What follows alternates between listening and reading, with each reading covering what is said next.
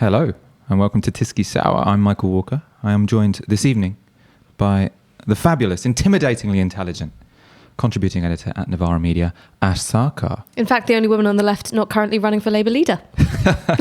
You should go for it. Not if Fangam Debonair purges you before it's possible. To be fair, I've seen my direct debit come out to the Labour Party. So she hasn't got her way. I suppose background for that is Fangam Debonair, MP for, what is it, Bristol? Bristol West. Bristol West. Ash was on... any questions with her a while ago? Yeah, a couple of weeks ago in Launceston in Cornwall. And after saying something really, honestly, the most tepid take I have in my arsenal, which was something about the need to combat the far right by shaping some kind of consensus between the progressive centre and the far left.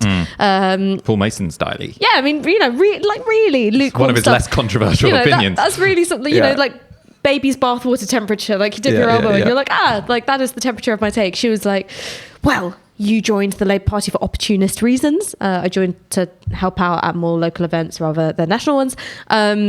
And I hope that you're being vetted, basically saying that she wanted to purge me from the party. And I was just like, sis, what got stuck in your tights? What's going on? Well, it might still... even if it takes 20 years, you might still be the first female leader of the Labour Party. Who knows? Oh, God, no. Also, Guido wouldn't even have to look that hard for, discrediting stories. You literally just ask one of my stepbrothers and it'll all come pouring out. We're going to talk about the Labour leadership a little bit at the end of the show. But before that, we are going to talk about someone who's, far more politically significant than anyone who could hope to be the leader of the Labour Party in the near future, Laurence Fox, who actually I had only heard of when he went viral on Twitter last week. You and everyone else, no one had heard of him before. And I actually make it my business to know about, third and fourth tier actors. And singer-songwriters. We're going to hear about that. Oh, God. Or we're going to hear a clip from that afterwards. When we first tweeted that this was what our show was going to be about, some people were like, why are you giving this guy oxygen? And, you have a point. I think why we are is because this is it's an interesting and useful way into a conversation about culture wars, because they are so often, these debates are framed or sparked by a sort of a third-rate celebrity who's fairly right-wing going on a talk show and saying something controversial. So we've seen it with the likes of Katie Hopkins. Maybe... she ended up going so far that she got banished from UK media. But that was when she called migrants cockroaches, wasn't it? So now she is a Fox News pundit. She has gone to new pastures where they don't have hinterland. Any limits whatsoever on what you can say. And we're going to talk a bit later in the show as well about the government's potential plans or suspicions that what Boris Johnson and Dominic Cummings want to do is introduce that kind of television into Britain. But I suppose, to launch our conversation about Laurence Fox and the culture wars, we should start with a clip of him on Question Time. This was last Thursday. Oh, and actually, before you see that clip, I'm going to tell you that now, in our description, we have put a tweet with this show. And what we want you to do is go click on that and retweet it now, because we want lots of people to see this show. And, we presume that if they tune in when Laurence Fox is... giving his pearls of wisdom, they'll probably, even the alt-right ones will stay because they'll be confused as to who we are. So tweet it now. It's an opportune moment. And this is Laurence Fox on Question Time last Thursday. The problem we've got with this is that Meghan has agreed to be Harry's wife, and then the press have torn her to pieces. And let's be really clear about what this is. Let's call it by its name. It's racism. She's a black woman, and she has been torn to pieces. You can't. She has been torn to pieces. It's not racism. It absolutely is. We're the most tolerant, lovely country in Europe. Let's celebrate our women. It's not racism. It's so easy to throw the charge of racism at everybody, and it's really starting to get boring. What worries me about your comment is you are a white privileged male who has no experience in it. I can't help what I am. I was born like this. It's an immutable characteristic. So to call me a white privileged male is to be racist. You're being racist. You cannot dismiss. Okay. Has been seen on Twitter now over 3 million times. He's got a lot of hate for it. I think we think rightly, but not the threats or whatever, but the criticisms we think have been fair. We'll talk about that in a moment. But he's also got a lot of attention for it, and I think it's given a boost to his career. So he's got 100,000 extra Twitter followers since last Thursday. He was on 50,000, now he's on 150,000. He's been invited on Good Morning Britain with Piers Morgan. He's been on Julia Hartley-Brewer on the Talk radio show. I don't recommend that one on YouTube, but you can watch it if you want to. And there's also this Sunday Times front page, which has, I suppose, become the home of bigotry in this country and people who are a little bit worried about people campaigning against racism and sexism and transphobia and that kind of stuff. Can we just put that front page up from the Times? It's him saying he won't date woke women. I was actually supposed to go on Sky to debate that the next day, and the framing of it was really interesting to me. So it was like, oh, we're going to talk about this Laurence Fox thing and, you know, wokeness and dating. You know, would you ever date someone who wasn't woke? And I was just a bit like, well, what precisely do you mean by woke? What exactly do you mean here? Are you asking me, would I date someone who didn't accept that racism was part of my daily lived reality? No, probably not. My self-esteem isn't that low anymore. Like, I'm not going to go traipsing after white men who also managed to remind me of my absentee father who's emotionally unavailable. I don't have to do that anymore. But what was really interesting is the way in which woke is a placeholder, which itself prevents further political interrogation. Because actually, when you get rid of like the buzzword of woke and the newsiness of it, you're just asking a really dumb question, which is, do people tend to date people who share their social values? To which the answer is obviously yes. Yeah.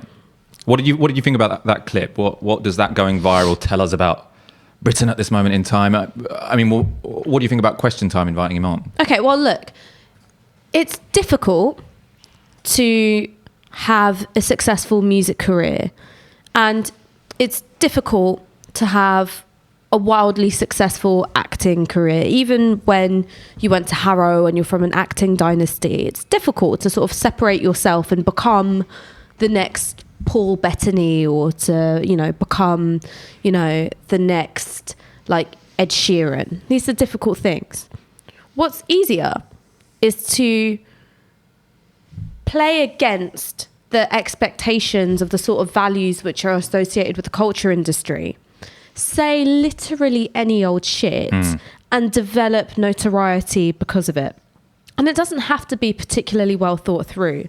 So it can be just as simple as the shock value of saying to a woman of colour in the audience, you're the real racist.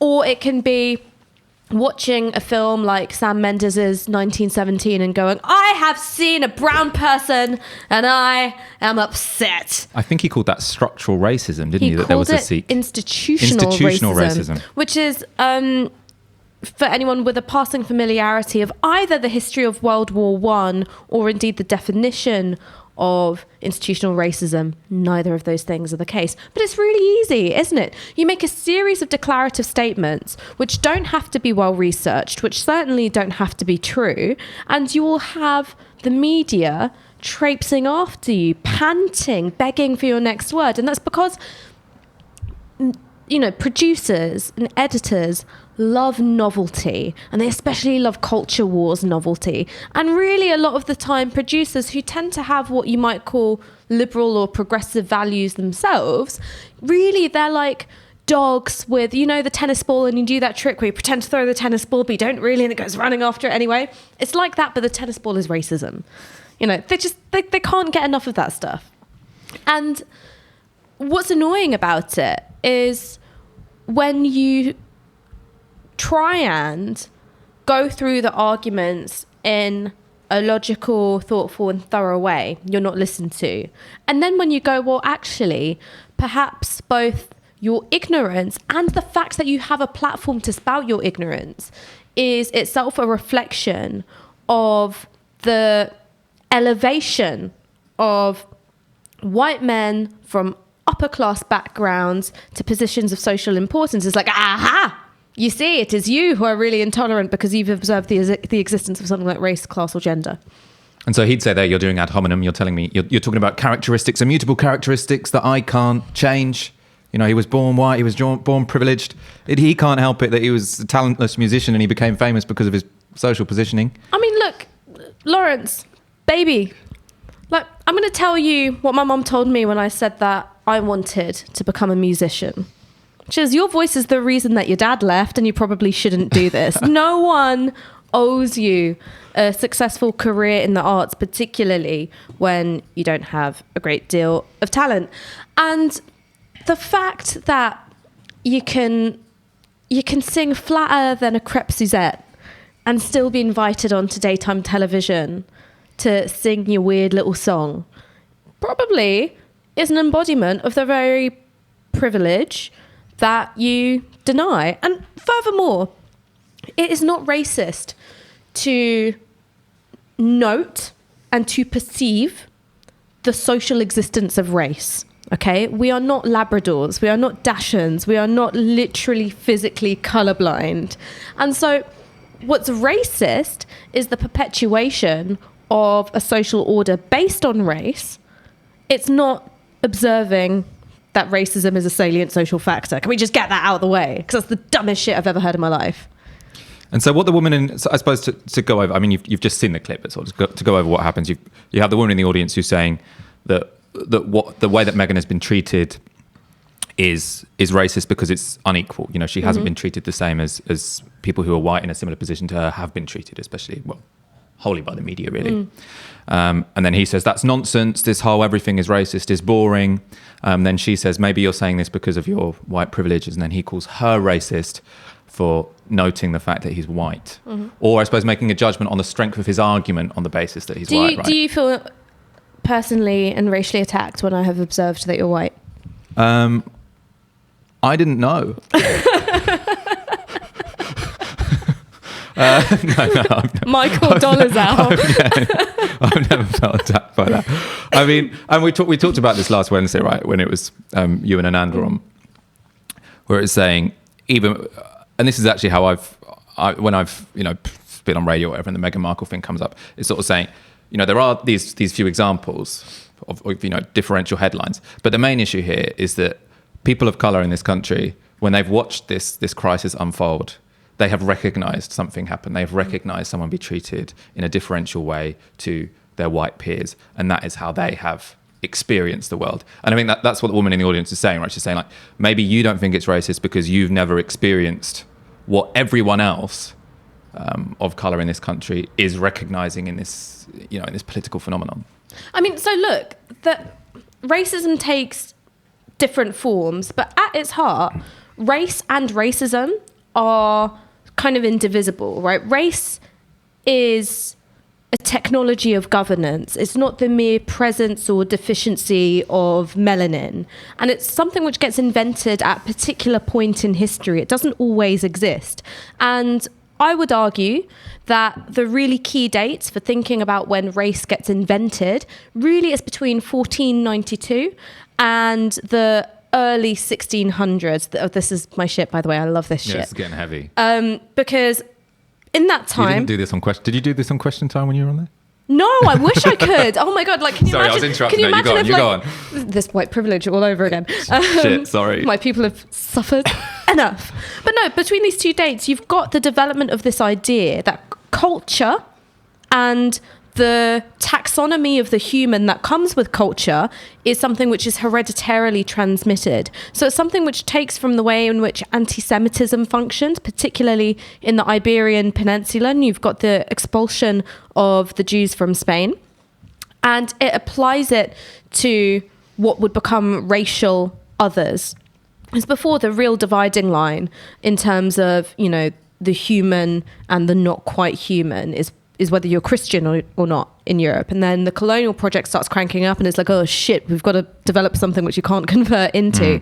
And so you've got the expulsion of the Jews from the Iberian Peninsula in 1492. And then in the early 1600s, you've got the expulsion of the Moriscos. And this is a really interesting thing because the Moriscos were Christian.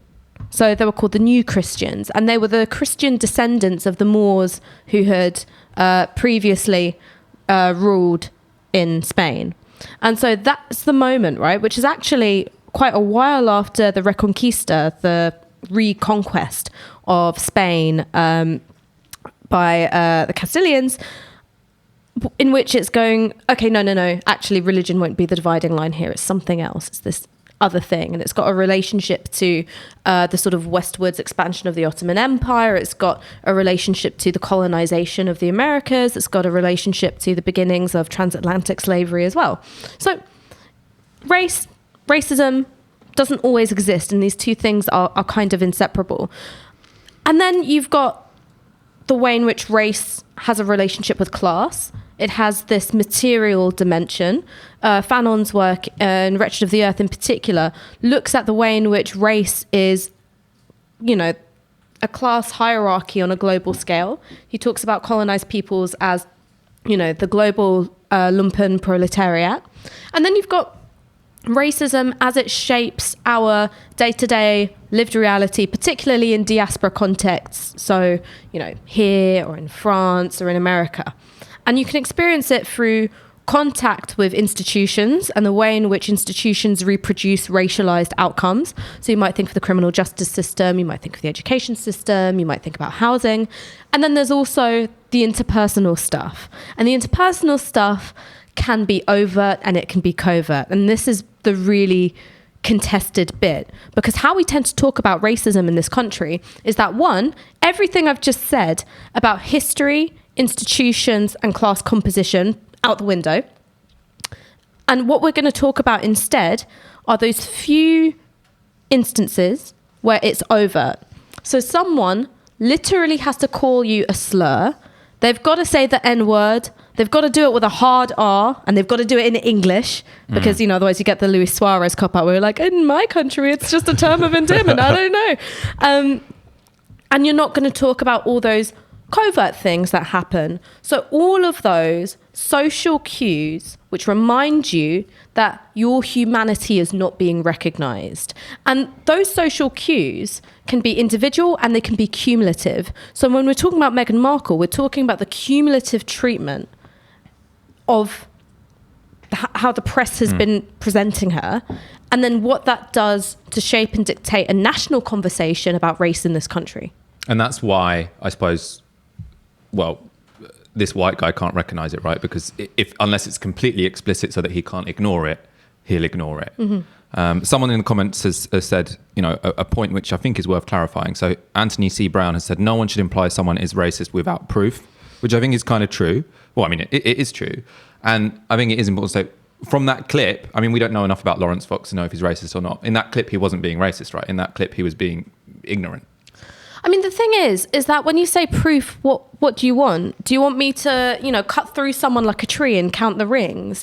What constitutes this proof? Was he being racist in that clip, though?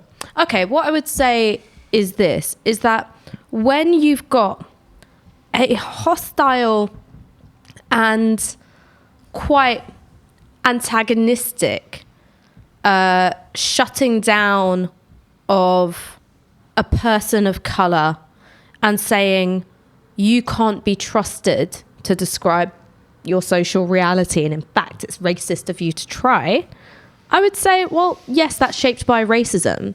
And the thing is that I think it's a more productive conversation to talk about things which have been shaped by racism as an ideology, rather than going, who is or who isn't racist? Here, give me a stool sample, I'll go have it tested, and then we'll see if we found any racist molecules in it. Because I think that we get caught up in this discussion of, who gets to wear, the scarlet letter.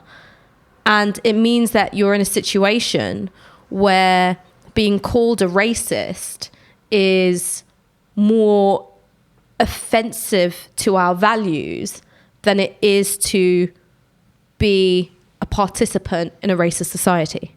We're going to go on to something lighter in a moment. Just in case you were wondering whether Laurence Fox was actually an incredibly talented singer-songwriter and we've been fairly unfair to him, we're going to show you a clip, which is proof.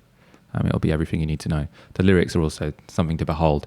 But before we do that, you're watching Tiski Sao, you're watching Novara Media. As you know, this show is only possible because of your kind support. We aren't funded by billionaires. The Koch brothers never send us emails. I imagine that Laurence Fox is probably going to receive one soon from the network of alt-right people who like to fund these kind of things. They don't get in touch with us. So please go to support.novaramedia.com and donate the equivalent of 1 hour's wage a month. Are we ready for a musical break, Fox? Oh, actually, I should clarify as well. Our producer is called Fox, so he's getting very offended when all of you are slagging off Fox in the comments. So you've got to call him Laurence Fox, because his feelings are getting hurt. Yeah, because we love real Fox. He's also got shed loads of white privilege, but he's less The song's playing. He's less of a dick about it. I put something in the water. They seek a cure for the conversation. They stole a march on your indecision. We should let's go to some of those. So I told you I'd give you some of the lyrics. And the first to fall is laughter, quell the long offended. They seek to murder your opinion. The light has been turned down on the age of reason. For the wrong must rule, the good must just stand idly by. I mean, we're not going to spend too much time on this guy. He's not worthy of that much time. I'm not against all singers who sing flat. We stand Leonard Cohen, a flat king, but this is too much. This is too much even for me. I want to talk about how this... I mean, many people are taking this clip because, as we've said, there are many people who are criticising him for it, many people who are celebrating him for it. And the people who are celebrating him are suggesting that this could be a turning point in the backlash against woke culture. Someone who's saying this is Constant Christin in The Telegraph. So I'm going to read out a quote from his article. It was called, "Is this the beginning of the end for our toxic woke culture?" And I'll just read one paragraph of it. Yeah. So, simply put, the reason that none of Fox's arguments have been addressed in any way since his appearance on the programme is that they are irrefutable. Instead, the usual suspects have proceeded to attack him personally, revealing the fundamental truth of this whole affair. The reason people are so angry with him is precisely because he is correct. He dared to point out that the emperor is, in fact, naked, and all those who have been busy pretending otherwise loathe him for inadvertently exposing their cowardice and fakery. I don't want to read out the whole article, but the rest of it is about, that woke people have been terrifying everyone else into not saying what they think. And now that people like Laurence Fox are bravely standing in front of studio audiences and calling black women racist, this is now finally turning the tide, and the emperor has no more clothes. What is woke culture? This is what no one has been able to explain to me. What is woke culture? Because at the moment, woke culture seems to encompass everything from the availability of a vegan steak bake, which you are under no obligation to buy, to accepting that trans people have a right to live in society in safety and dignity, which to me seems to be two wildly different scales of importance and two wildly different sets of politics. And I'm wondering whether the word woke is doing some heavy lifting, because when you actually have to say, okay, by woke culture, actually what we mean is the acceptance of a scientific consensus which says that the burning of fossil fuels is leading to a change in our climate. Woke is accepting that LGBT identities are valid and should be protected under the law, that woke culture is an acknowledgement that there are racialized outcomes reproduced through institutions in society, and people of color measurably are treated differently. Well, then it sounds quite unreasonable to say, like, shut up, you shrieking harpies. What's so bad about being a black woman? That sounds fucking great. I would swap places with you any day. You would have to stop essentially acting like a total shithead. Or he'd be like, Laurence Fox would be like, shut up, this is one of the nicest places in the world to be a black woman. You should be grateful, basically. That's so look, if you have a milkshake which contains 4 teaspoons of acid, and I have a milkshake that contains 2, there's still acid in my fucking milkshake. And so this idea that what you have to do is do a comparison, usually along very, very shallow lines. Usually they frame it around questions about the sort of hypothetical acceptability of interracial marriages and so on and so forth. Itself, I think, is flawed. The second thing is that it's the sort of, and you see this not just like with sort of, alt-right adjacent Sid from Ice Age looking motherfuckers, you see it from Matthew Paris as well, is this idea that people of color, and Matthew Paris is quite explicit about this. He talked about how meaningful. So I was supposed to explain who he is. He's a commentator in the Times. He was a Tory MP, wasn't he? He was a Liberal Tory, and now he's just a Liberal Democrat because he really doesn't like Boris Johnson.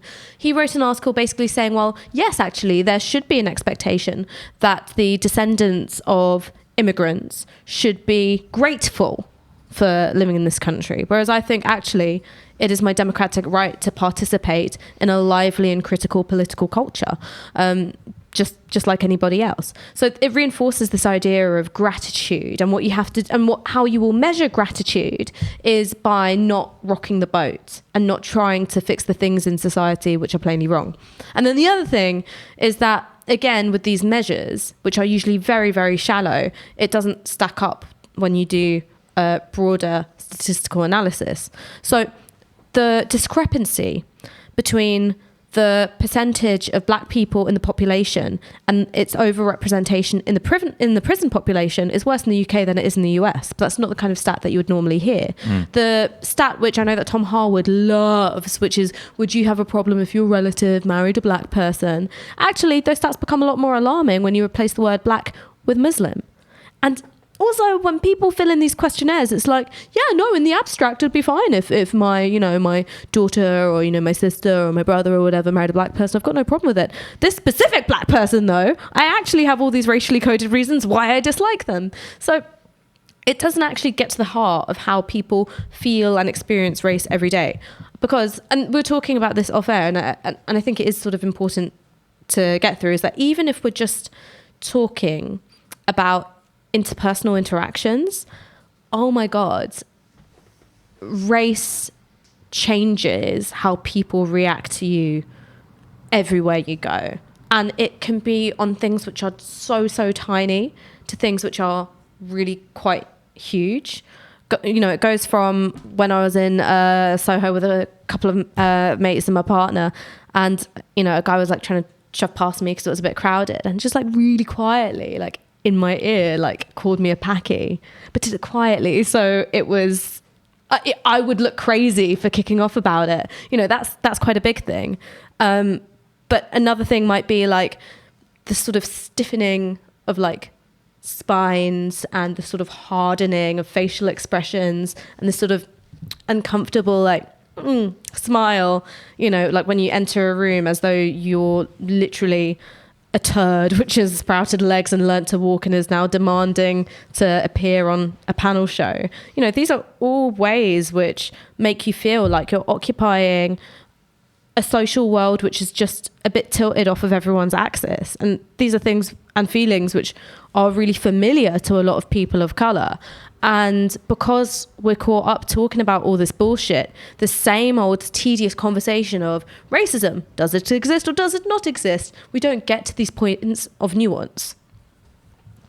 What do you think about, so there's a debate on the left. I mean, we haven't got any article, but I mean, we see them all the time. Should the left fight the culture war or should it avoid it? Because obviously, I suppose what some of this proves, the fact that this guy's then invited on Julia Hartley-Brewer, Piers Morgan, Brendan O'Neill. There is an industry of people who want to have this battle, right? They want to have this battle over whether or not white people have white privilege, for example. And there are two arguments on the left. One is to say we have to fight this battle and we have to win. And if we don't, you're going to a gunfight with a knife? You're going to a knife fight with a... Right, okay. What's the phrase? You don't want to take a knife to a gunfight. Okay, that was the one. Thank you for that. If you take a gun to a knife fight, you're just a bit extra. Yeah. The other one is the other argument is that we shouldn't, to have these arguments is to play into their hands, and what we should try and do is shift the debate onto issues where they're weaker. And if we're talking about the right, we're saying they're inherently weaker on economics or foreign wars or things that you can quite easily get 80% of the public on your side. I mean, do you know something? Is that when you're thinking about how it works in a media setup, yes, I think when you enter a lot of these conversations, it's a lose-lose, because the optics of it are, here's Piers Morgan, here's, some poor melanated soul who's been dragged on to GMB, and here's the shouting match. And it doesn't matter that, someone like Shola is very, very articulate. She's, a lawyer. She's, cogent, well-researched, thoughtful. The optics are what matters. And so you could kind of say anything. You could be there reciting the alphabet and the image has already done its work.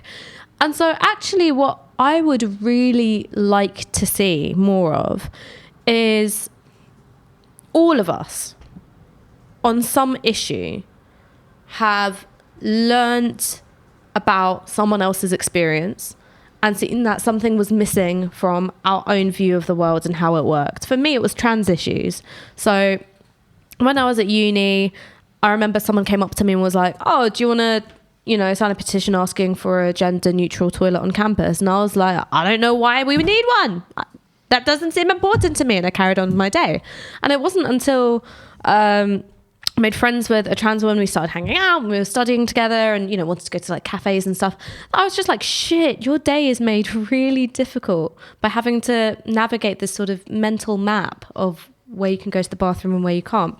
And so people learn a lot through friendships and sharing experience like that. Sorry. I'm having a bit of a Theresa May moment today. And when it comes to white people in my life, my friends or my family, actually, like half my family are white by marriage, that experience of sharing bits of each other's lives has changed how they see the world. And that's a really healthy thing. It's a good thing. It didn't kill them. And so I kind of want to see more stories, in particular from white people, of like, I learned that racism exists and it wasn't a bone breaking process. Nobody demanded a pound of my flesh. It's fine. And actually, these are the ways in which I want to commit myself to making things a bit different. We were talking earlier about whether or not white privilege is a useful concept. But, before we went live, because I mean, in what that clip showed is that was what really got his back up and what really got lots of people in the audience's back up. So the moment she said, maybe it's your white privilege, you heard a lot of people go, oh, that really pisses people off. And I was asking you if you thought it was a useful concept. And so for me, how I understand it, and I don't really use it, I just say I'm lucky because I don't have to experience racism. And I'm exactly the same as you. So like my understandings of subtle racism comes from having friends who are not white. So it's as simple as, like friends of color who are on Grindr who just, they're people are constantly saying, oh, I want a big black dick, or, like, where are you from? And like, like the fetishization is just so extreme and like, what the fuck? I can't believe you have to deal with that when you go on Grindr. And so this is obviously one of the more mundane elements of my white privilege, but the fact that when I go on a dating app, people aren't shouting racial slurs at me. That's one minor element of privilege I have. Do you want to know something that happened to a friend of mine? I'm not going to mention names, but he was on a dating app. He's a black guy, and a guy was like, "Hey, are you into race play?" And my friend didn't know what it was. It was just like, "Yeah, sure, whatever." I still don't really know what race play is, I mean, I could do an accent, whatever. And then like goes to meet the guy, and like during sex, the guy starts like calling him the N-word. And he was like, that's not what I thought this was. I was just going to do my really excellent and well-honed Australian accent for you. And what the fuck? I mean, yeah, there's... What do you think about white privilege? What do I think about white privilege? Do you think it's useful? I mean, not does it exist, but is it useful? Is that a concept that the left should keep hammering? I mean, look, I tend not to use the phrase white privilege. Sometimes you get lots of words and the word privilege will do. Whereas I think that it's tautologous. So really whiteness as it is invented, and it's invented at a particular moment, is invented to institute a global system of wealth extraction and labor exploitation, right? That's what it does. And so I think that really when you talk about, white privilege, for me, it doesn't add anything to that historical understanding. When it comes to thinking about how people's lives are measurably different, it was useful, I think, for my boyfriend to see the difference between how he could expect to be treated when, he was at a restaurant versus how I was being treated when we were on dates together. That was kind of, not eye-opening in the sense of he's just like, I did not know any of this existed before. But he was like, no, it was actually kind of startling. It sort of, changed my view a bit of how you must see the world. And I don't really feel that the word privilege had to come into it, because it was never about making him feel guilty for the life that he has lived, because white guilt has no value to me. It's got zero value. What I want at an interpersonal level is understanding, empathy and solidarity. And at a political level, I want the pursuit of redistributive goals, whether that's power, whether that's wealth, whether that's land, in order to pursue aims of social justice along class, gender and race lines. Yeah, I mean, I suppose one argument against privilege, if I were to make an argument against using privilege, and I mean, we agree on this basically, it's the privilege bit that's the problem, not the white bit, which is that working class white people, there are lots of white people having an incredibly shit time, and then if you say you have white privilege, it feels a bit awkward. But if you're having a conversation about racism, white people are privileged because they don't experience racism, right? But I mean, so here's what I'd say is that also the left has this bind, right? Which is, if you're a socialist, or if you're a Marxist, or if you're someone who is looking for a demolition of the class system as we have it, and is looking for a working class movement to do that work of class abolition, whether that's from a revolutionary moment or gradual wealth redistribution, whatever, is that you sort of need an idea of like, well, here's a working class with a shared material interest in pursuing certain political goals. Whereas the function of racism has also been to create competing goals within the working class as well. There's a terrific book called The Wages of Whiteness, which talks about the way in which there is a sort of an immaterial wage of whiteness in terms of identity, pride, sense of superiority, which creates white working class buy-in to a racist structure. And I'll give you an example of this, one that's from my own childhood. Growing up in a working class area, my mum was a single mum, and next door a family moved in. It was a really diverse street. So our next door neighbours on the other side, Caribbean, other side of that, Turkish Cypriot, Italian and across the way. And we had a white British family move in, and there was some kind of dispute. I can't even remember what it was, but it was like some bullshit. And it escalated to them like putting lit cigarettes through the letterbox to like scorch any paper that was left below, to like pissing all around our door. And like one time, like there was like human feces like on our doorstep.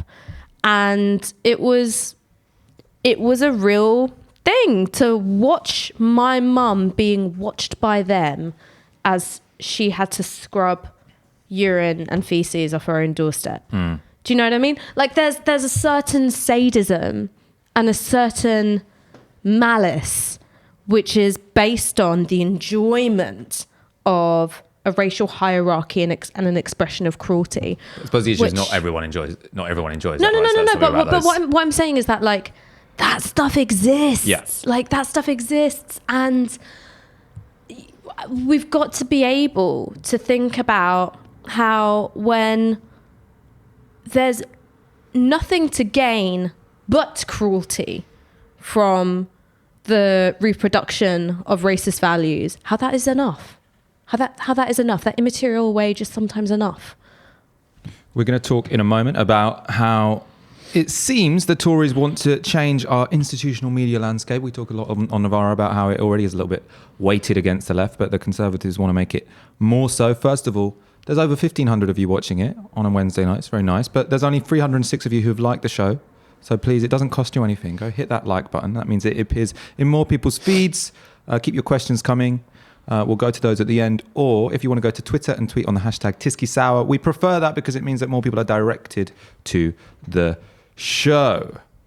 I'm going to go to a story in The Guardian, which suggests the background of Dominic Cummings, who is Boris Johnson's key advisor,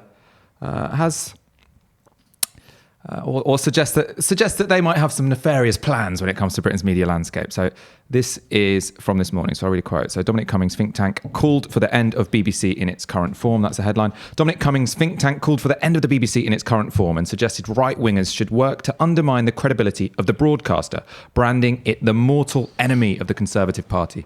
One post from 2004 said there are 3 structural things that the right needs to happen in terms of communications. 1, the undermining of the BBC's credibility. 2, the creation of a Fox News equivalent talk radio shows, bloggers, etc. to shift the centre of gravity. to the right, presumably. And 3, the end of the ban on TV political advertising. Another idea proposed was that government ministers should avoid appearing on BBC Radio 4's Today programme, a policy which has come to pass since Cummings entered Downing Street as Boris Johnson's de facto chief of staff last year. I think why this is relevant is because, whilst we've talked about, the conveyor belt that goes from someone saying something shocking on the BBC to then being on the Spiked podcast and the Julia Hartley-Brewer show, this shit is far, far fucking worse in the United States. And this is a plan basically to make Britain's media landscape look more like the United States, particularly reintroduce much more money into politics. So they want to introduce, what they were suggesting then is they want to introduce political advertising. There's no democratic argument for that whatsoever. That's literally just to say we want more money in politics. We want it to be more skewed in favour of the rich. Another thing that I suppose worried me there was this idea that you create Fox News equivalent networks, which elsewhere in the article it said would be removed from Ofcom regulation. So at the moment, even things like LBC or Talk Radio, which we think are, which often seem to have a bit of a right-wing bias, because they're regulated by Ofcom, they have to have, they call it balance throughout the day, where you have some of the hosts are right-wing, some of the hosts are left-wing. And, they have to conform to minimum standards. Now, things like Fox News, they're much less regulated. And the right wing in this country want to be less regulated so they can lie more, fundamentally. And there is a move on the right to try and create successful media outlets, like Novara Media, I suppose, but which are, as influential as Fox News and which are separate from Ofcom. And what this made me think is that I was on Talk Radio the other day, which is a Murdoch-owned radio station, and it was with Julia Hartley-Brewer, in fact, and she was talking about, and she said it's public, so I'm going to say it, but that Rupert Murdoch is planning to take Talk Radio off DAB radio and put it purely on the internet so they can be more right-wing. So they can be, completely unregulated and a bit more like Fox News. And what does Fox News love doing? Stoking these culture wars. So I don't know, are you feeling worried about what might be in store over the next 5 years? Yeah, so one, the BBC has been its own worst enemy at every turn. So while they have been criticised by people on the left and of the right, rather than trying to go through each individual criticism, seeing which one actually holds any water, they've gone, you know what, everyone hates us, we don't care. Meanwhile, they are actually politically very vulnerable as an institution because, of course, they're dependent on the renewal of the Royal Charter periodically. And at the last Royal Charter renewal, the BBC endured really quite brutal cuts to its budget, which forced it to commercialise more. You then saw a more conservative editorial direction in its political programming. And neither of those things have been able to spare it from further punishment by the Tory government. And so I said this on Sky News earlier this morning on with Kate Bailey. I was like, it's like the BBC is locked into an abusive relationship with the government, and no matter what it does, just the pain keeps on coming. Whereas actually, lots of the criticisms that have been coming from the left, and I'm drawing quite heavily on the work that Tom Mills, long-time friend of the show, and the Media Reform Coalition have done, has been trying to secure an independent future for the BBC for generations to come. So what that would mean is establishing it on a permanent statutory footing. So you get rid of this business of Royal Charter renewal, establishing a digital license fee, which means that it can begin to compete with Netflix and Amazon and Hulu and Disney Plus. And also democratizing it as an institution. So creating a sense of democratic buy-in from us, the people who pay the license fee. Now, when these quite, I think, reasonable propositions have been made, and indeed when Jeremy Corbyn released a set of policies and proposals for how to reform the BBC, from really mild stuff, from being able to measure the class composition of the BBC as an organisation and to look at gender wage gaps and look at regional diversity, ethnic diversity, and so on and so forth.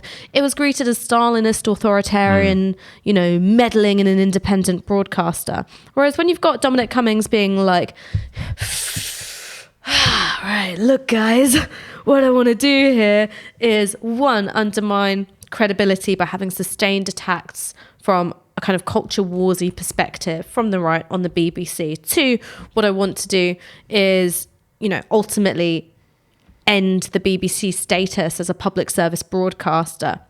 3, what I want to do is, shift away from the idea that you can't have advertising. 4, what I want to do is sort of have a, Fox News kind of import here in the UK, is that these same journalists who felt personally attacked because they'd gone to a public school and might have to start telling people about it, but yeah, this is fine. I see no problems here. And the thing is that then because of the BBC's increasingly conservative editorial direction, and we've seen some particularly egregious examples of it during the most recent general election campaign, but it's also been a much slower beast, a much more insidious beast. The traditional defenders of the BBC amongst the electorate, so people who tend to be more left-wing or progressive in their political outlook, feel really pissed off with the BBC and aren't springing to its defence like they used to. We didn't mention the Peston story, did we? So this was another, you were talking about the abusive relationship between the government and the BBC.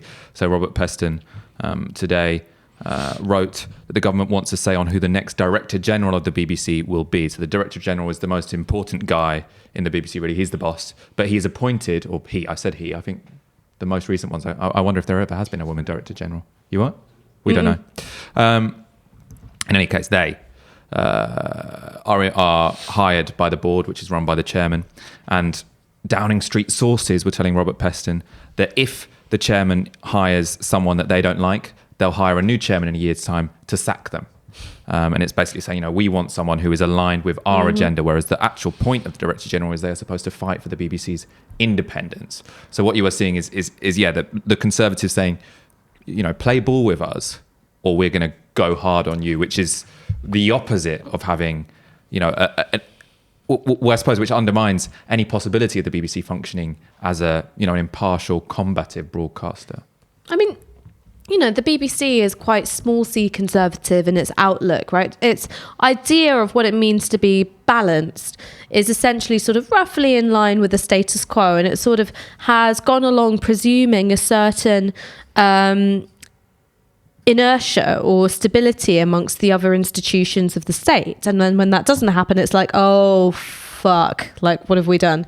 One thing that I would say, and this is completely off topic and it's really petty, but can I say it anyway? Yes. So I remember outgoing Director General Lord Hall's son from uni, because I just spotted him around campus and he was like a big old Tory. And I remember him wearing jodhpurs in the SU. And I remember thinking to myself, what is a jodhpur? It's like riding trousers. Oh, wow. And I was like, this is the middle of London. Like, where's your horse? Anyway, there was wearing riding trousers. I remember seeing him and I was like, oh my God. And then someone was like, oh yeah, it's Tony Hall's. And I was like, and that was the moment I became a communist. Okay, apparently BBC Director Generals have always been male since the position was created in 1927. We're going to go to your questions in a moment, so start putting those in the comments or putting those on Twitter. We'll be checking the hashtag TiskiSour. While you're doing that, we can't have a show at the moment without doing an update of the Labour leadership. We need to get a sound effect for it, don't we? But you don't have to. I just did it for free. But that means you have to come every Monday, Wednesday, and just Friday. You are welcome on every show, especially if you do sound effects. Yesterday, Jess Phillips dropped out, so she was sort of talked up a lot at the beginning of this race. And to be honest, I thought she would have done better, and the reason I thought she would have done better is because I thought she had a following. All her videos on Twitter and Facebook, they get sort of like 2 million views, and you sort of watch it and you think, this is kind of shit, but someone must be watching it. But now she's done a couple of interviews. She's completely collapsed. It's turned out that when it comes to doing anything other than criticising Jeremy Corbyn or trashing the Labour Party, she has literally nothing to say, and it's crumbled. She's dropped out already. So I thought that she would just be a better performer. Do you know what I mean? I just thought she'd be a better performer. I thought that she was someone who is capable of thinking on her feet, who's kind of capable of coming up with a rapid answer, who is capable of coming up with, if not a detailed and credible policy platform, can at least tell a bit of a story.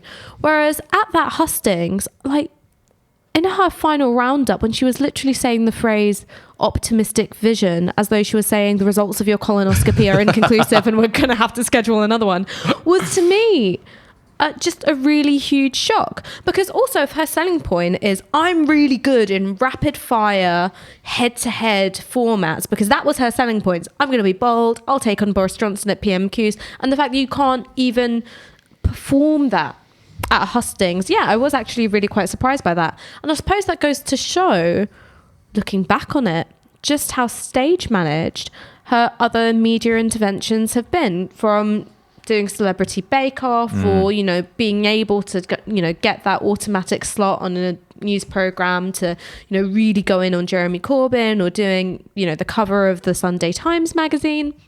Is that all of these things were really tightly controlled and tightly scripted. And then immediately following that hustings, you had you know, an 800-word opinion piece in The Guardian, which was like, oh, why hustings are bad and I'm actually good. And what I found completely astonishing about it is that, you know, you had people, even ostensibly on the left, like Paul Mason, going, oh, this is really refreshing and honest. And I was like, but it's not. Think pieces are written by your comms team. If not, they're certainly vetted by your comms team. And this is more stage managed than the very format that's being critiqued. It was completely mad to me. Long Bailey, she's made her, I suppose, her second big announcement of the campaign, because her first was she was going to replace the House of Lords with a democratically elected Senate. Her second is that she's going to introduce open selections in the Labour Party. You made a video today about why this matters. Yeah, I did. Because, you know, I'm just taking a cue from you and the old Yeah, party you've got time. real geeky now, haven't you? This is the kind of thing where you used to sort of like go on a show and pretend, you know, fake ignorance, where you're like, oh, I could tell me this boring thing that I don't understand because it's party politics, and now you're making videos about it. Oh my God, Michael, what's a ballot? Okay, so basically open selections is like a primary system. So if you were the MP for Bermondsey, yep.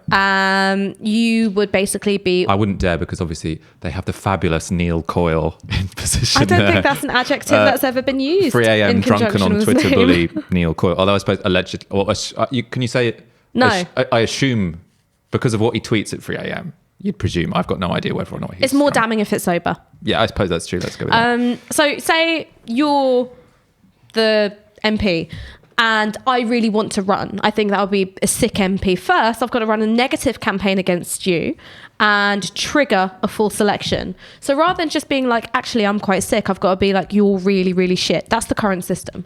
Whereas open selections, mandatory reselection, just means that anytime general election is coming up, there will be a full selection and the CLP will get to decide who its candidate will be. The reason why this is so hotly contested, and it's weird that it's so hotly contested, because open selections are currently implemented in the Liberal Democrats, in the SNP, in the Green Party, and also amongst Labour councillors. The reason why it's so contested is because it comes with a particular history attached. So the Campaign for Labour Party Democracy was set up in the 70s, and in 1981 managed to squeak through mandatory reselection through party conference. And this was like, you know, the caca hits the fan. Everyone goes nuts. One MP denounces supporters of mandatory reselection as career assassins. The Daily Express say that the purges could start at once. 60 MPs are in danger. And it's one of the things which precipitates the SDP, the Social Democratic Party, split. So that's, you know, the Gang of Four and all that. So, and then it's gotten rid of by Neil Kinnock and later John Smith. So it really has this hotly contested history within the Labour Party. And it's because nominations are kind of like a bottleneck point, right? So you can exert a great deal of control over the political direction of the party without necessarily having the majority view of the members behind you. So it's a really powerful process if you don't have it democratized. And that's one of the reasons why Rebecca Long-Bailey is saying we need open selections. The other reason is because she's witnessed firsthand what happens when you capture the top of the Labour Party and you capture the grassroots of the Labour Party, and you still have all these MPs who are trying to take your damn head off every day. Yeah, she's learned the hard way, eh? Let's go to your questions and comments. Let's go to a comment first. Ben Gawley on the hashtag Tisky Sour on Twitter says, I've been reading and listening about race a lot recently, so tonight's Tisky Sour conversation on the culture war is timely for me. People do indeed seem to be more offended by being called racist than by racism itself. I suppose It's not. Oh, cheers, mate. Yeah. Not controversial. We're not going to disagree with that one, are we? Marv A tweets a question on the hashtag Tisky Sour. With lots of talk of winning back Labour heartlands, for many of whom immigration was a key issue, is there a case to make that the next Labour leader should focus on different parts of the electorate to avoid being dragged socially rightward and hemorrhaging votes to the Greens? So I suppose, that's a question. She's worried about this idea that Labour should become more socially conservative to appeal to some of those seats where it lost, and instead should we be, and this tweeter is worried about that and saying potentially instead we should look for new voters.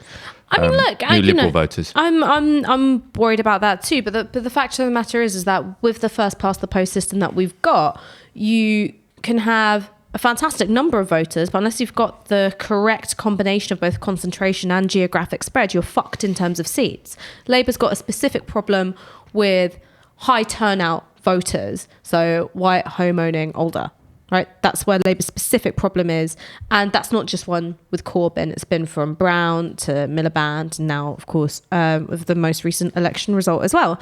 So for me, in terms of anti-racist values, those are ones which I fight tooth and nail on. When it comes to how do you appeal to that cohort of voters that I'm talking about, remains to be seen if turning on the racism tap is the only way to do it. And I actually think thinking in terms of economic offers, in terms of democratization of society, in terms of infrastructure, maybe the old white people want the democratization of society. Well, listen, man, that's what they said they wanted with Brexit. I'm just taking them at their word.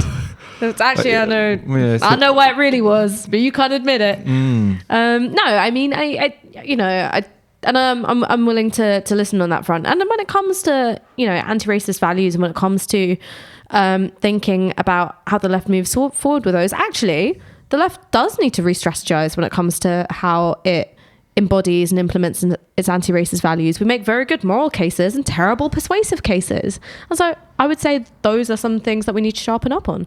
Yeah. I mean, we have lots of conversations about this. I mean, on this one, I think, you don't become more racist, but you do reassure people. So people think all kinds of things about like the left, like they want to abolish the cops, they want to abolish the army, they want to have completely open borders. And I feel like, I'm comfortable with saying we're a social democratic party. We will have, in 2017 it was very successful when the party said we will have 20,000 more cops. And then there was sort of, a bit of a backlash from the left, and then everything gets a bit quieter about that. And I do think you will have to reassure people. That's not by doing immigration controls on mugs, because one, that increases the salience of migration, and two, it implies that there aren't already controls on migration, which is, just furthering a inaccurate belief that many people in the population have. But at the same time, I probably wouldn't have had defend and extend freedom of movement in a manifesto. The thing is that for me, there are lots of cases where radical policy came ahead of a public conversation. And so there was a particular political urgency with freedom of movement because of Brexit. But in terms of making the case for greater visa liberalisation, or even having a conversation about the different models of the movement of people across borders, which have existed in this country before, within living memories, that stuff hadn't happened. So I think that it's this difficult thing where the left has found a way to hack Labour Party policy. But again, persuasive techniques, how you initiate a public conversation which can bring consensus behind a radical policy is still something which is like, ooh, work in progress.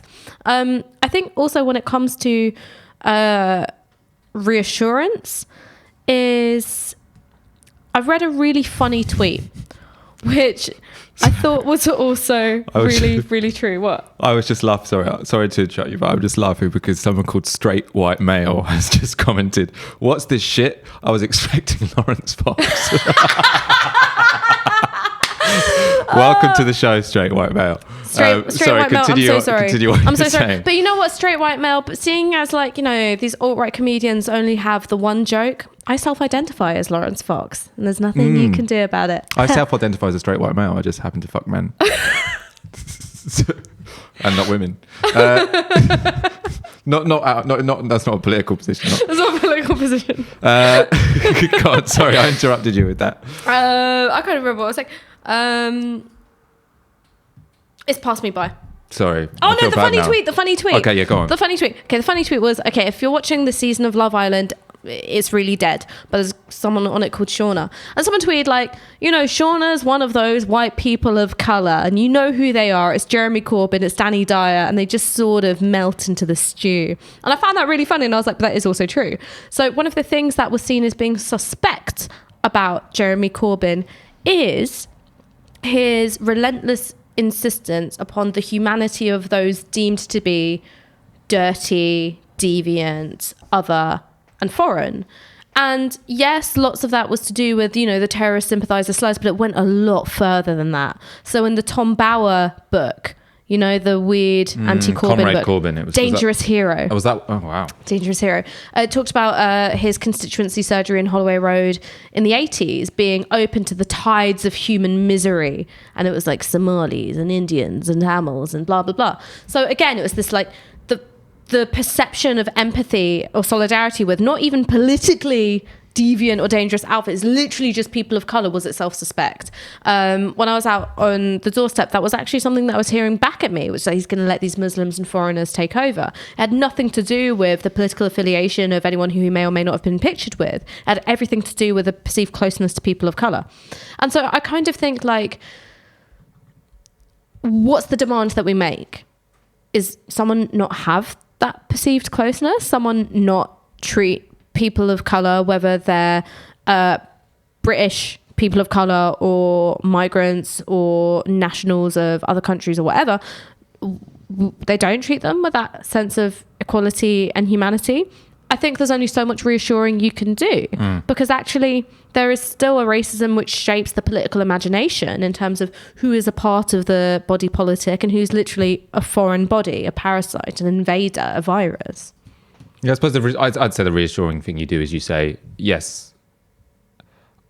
Well, I suppose it's to say that it's to have a vision where you sort of both like the country, but the version of the country you like is one that's incredibly diverse and welcoming to migrants. And I feel like someone like Bernie Sanders emphasises that quite well, where he seems like it's kind of hard to paint him as anti-American in a way. Because people feel like he likes the country he wants to run. And I feel like that is something that the left has to be quite good at suggesting, is that even though there's things we want to change about the country, we don't think the electorate are all bad people, which I think is sometimes a message. I mean, look, I think I'm a bad person, so I'm just like, come into the cesspit with me, darling. This is probably a whole show unto itself. The water's anyway. Fine.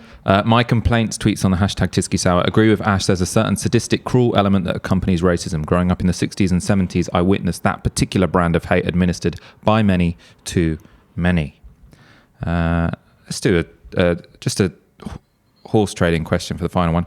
Dave Shortland asks, is Keir Starmer going to benefit from Jess Phillips dropping out? What do you think? Well, here's the thing, is that I think Keir Starmer benefited from her being in, so it made him look like a sensible, moderate candidate. She was to the right, Rebecca Long-Bailey's to the left, and sort of he looks like, Moses parting the Red Sea and walking down the middle. Whereas, now she's not there, he seems more like the right-wing candidate, particularly as Lisa Nandy's media rounds are sort of focused on her being like, hey, I'm actually a lot more socially progressive than you think I am. So that puts him in a bit of a tricky position. Where he does benefit is with her out of the race, is that anyone who would have joined the party to vote for her is probably going to vote for Keir Starmer now. Or Lisa Nandy. I mean, she's back Lisa Nandy. She's endorsed Lisa Nandy, but I have a feeling they would be more likely to go for Keir. The thing with that, because lots of people are saying now she's dropped out, that benefits Keir because her voters will go to Keir. But the thing is, it's preferential voting anyway. So it's exactly the same for Keir if it was Jess 1, Keir 2, and now it's Keir 1. It's the same. It might mean he wins on first preferences, but that doesn't matter because if you win, you win. I think it's damaging. I think not damaging because it's too early to say, but it could potentially be dangerous because, yes, she was an outrider from the right. I don't think Keir Starmer's right wing, by the way, but he hasn't committed to many political positions, as it were, and he was getting away with that by going through the middle, just as you say. He's just like at Moses my prime ministerial head shape. So hopefully we're going to see some commitments to actual policy positions or to what he's actually going to do with the Labour Party. Inshallah, anything. Lackadaisical. All right, let's end it there. Yeah. That was fabulous, very enjoyable. Yeah, well, you've got to get up very early tomorrow morning. Oh, do you have to get up very early tomorrow? I promised we'd finish at 9 today. I've kept you 7 minutes late. You're not the first white man who's broken my heart, Michael. First this whole not sleeping with the women thing, and now this. Yeah. Let's end it there. Thank you so much for joining me, Ash Sarkar. Thank you for having me. I could tell you where to follow her on Twitter, but I know you already do. at IOCaesar. I'm on at Michael J.S. Walker. Follow me, why not? Thank you for watching Tysky Sour. As you know, this show is only possible because of your kind donations. So please go to support.novaramedia.com and donate the equivalent of 1 hour's wage a month. We want to keep boosting our output, making it look better. Do more social media halos, maybe some graphics, pay for some sort of sound effects as the show goes on. Yeah, you don't just have to have me like tooting into the microphone. Like, we could have a bugler. And you know what? I'm not 100% sure when we're going to be next on because Aaron might be leaving the country sort of like last minute. I'm not sure. Well, off air, but we might be back tomorrow or Friday, and if not, we'll definitely be back on Monday. See you soon. Good night.